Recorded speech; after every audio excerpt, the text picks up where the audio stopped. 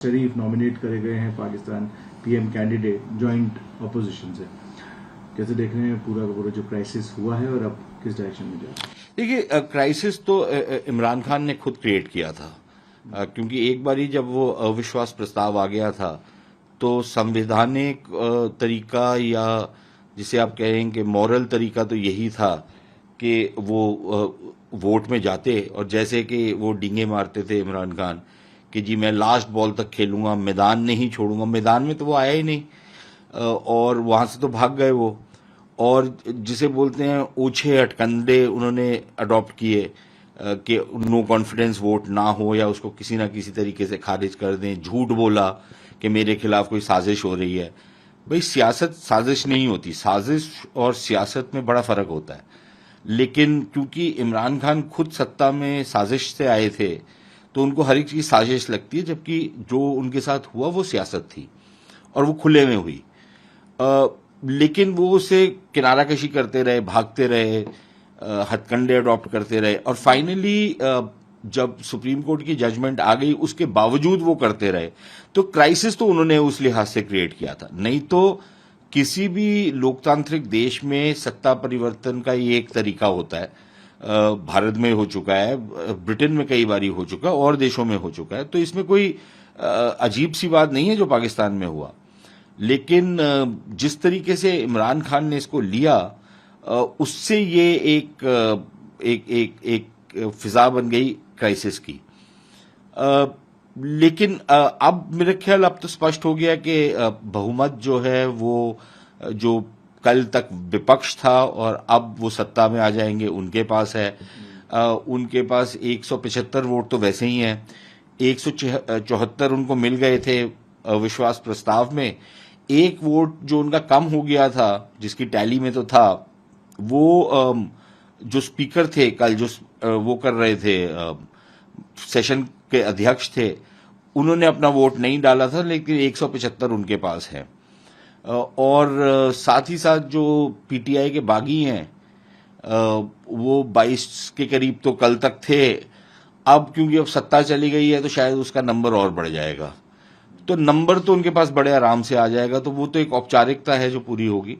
लेकिन अब कल शहबाज शरीफ का चुनाव भी हो जाएगा और उनका शपथ ग्रहण भी शायद हो जाएगा, और जो सत्ता परिवर्तन है वो कल पूरी हो जाएगी। जिस तरीके का पॉलिटिकल इक्वेशन है, और जो आपको क्या लगता है कि शहबाज शरीफ एक स्टेबल गवर्नमेंट पाकिस्तान को दे पाएंगे? देखिए, मुश्किल है।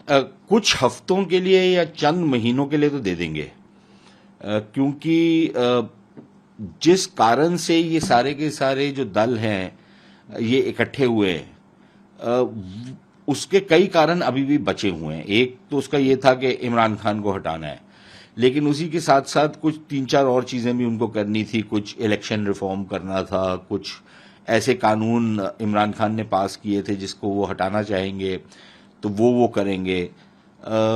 तो इस तरीके का कुछ एडमिनिस्ट्रेशन में फेरबदल करेंगे ताकि उनके जो अफसर थे इमरान खान के चहीते, उनको हटाया जा सके। तो ये सबको तो 2-2.5 महीने लगेंगे। जो प्रांत हैं, पंजाब या केपी प्रांत जो हैं, वहां पर सत्ता परिवर्तन करना पड़ेगा। वो भी एक कशमकश चल रही है। पंजाब में तो चल ही रही है, लेकिन खैबर पख्तूनख्वा में भी एक अविश्वास प्रस्ताव मूव हो गया है, तो वो भी एक इशू है। तो ये सब तो इनको करना है। लेकिन जो असेंबली है उसका कार्यकाल जो है वो अगले साल अगस्त तक है। अगले साल अगस्त तक तो मुझे चलते हुए नजर नहीं आ रही है सरकार, क्योंकि एक तो 12 पार्टीज के करीब के 1 दर्जन पार्टीज होंगी इस उसमें कोएलिशन में, और 12 पार्टी का कोएलिशन चलाना, वो भी कोई ये नहीं कि 12 पार्टियों के साथ आप 200 पार कर जाते हैं।